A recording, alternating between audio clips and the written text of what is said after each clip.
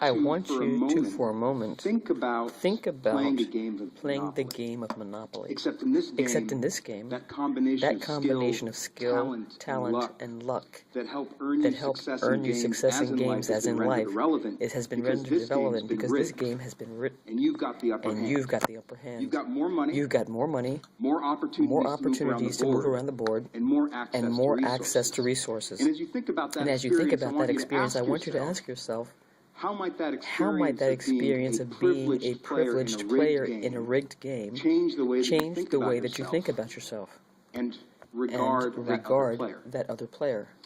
So we ran a study on the UC Berkeley campus to look at exactly that question. We brought in more than 100 pairs of strangers into the lab, and with the flip of a coin, randomly assigned one of the two to be a rich player in a rigged game.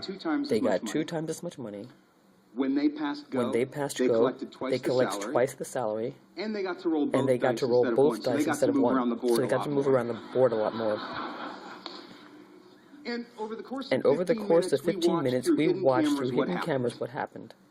And what I want to do today, for the first time, is show you a little bit of what we saw. You're going to have to pardon the sound quality in some cases because, again, these were hidden cameras, so we provided subtitles. How many 500s did you have? Just one. Are you serious? Yeah, I have 3.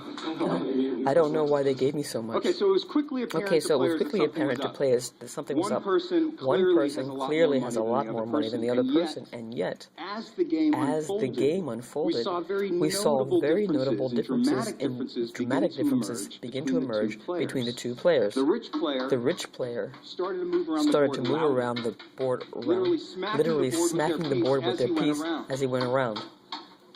We were more likely to see signs of dominance and nonverbal signs, displays of power, and celebration among the rich players. All right, we had a bowl of pretzels positioned off to the side. It's on the bottom right corner there. That allows us to watch this consumatory behavior. So we're just tracking So we're just tracking how many pretzels the rich person eats. Are those pretzels a trick? I don't know. Okay, so no surprises. People are onto us. They wonder what that bowl of pretzels is doing there in the first place. One even asked, as you saw, is that bowl of pretzels there as a trick? And yet, despite that, the power of the situation seems to inevitably dominate, and those rich players start to eat more pretzels.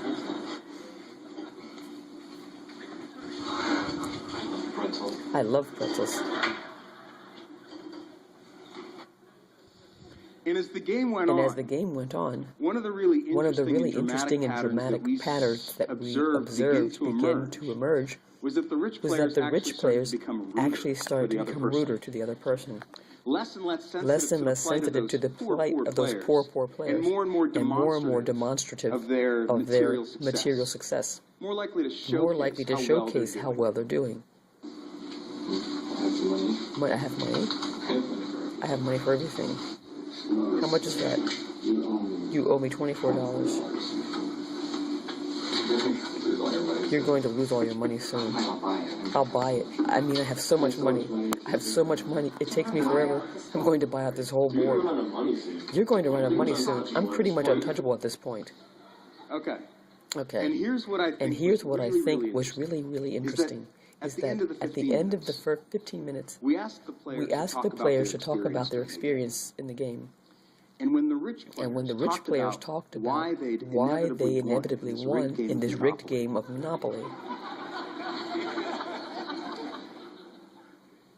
they talked about what they'd done to buy those different properties and earn their success in the game. And they became far less attuned to all those different features of the situation, including that flip of a coin that had randomly gotten them into that privileged position in the first place. And that's a really incredible insight into how the mind makes sense of advantage. Now, this game of Monopoly can be used as a metaphor for understanding society and its hierarchical structure, wherein some people have a lot of wealth and a lot of status, and a lot of people and a don't. lot of people don't. They have a lot less wealth, They have a lot less a wealth, lot less status, a lot less status, and a lot less access to resources. valued resources. And what my colleagues and I for the last 7 years have been doing is studying the effects of these kinds of hierarchies. What we've been finding across dozens of studies of thousands of participants across this country is that as a person's level of wealth increase, their feelings of compassion and empathy go down. And their feelings of entitlement, of deservingness, and their ideology of self-interest increases.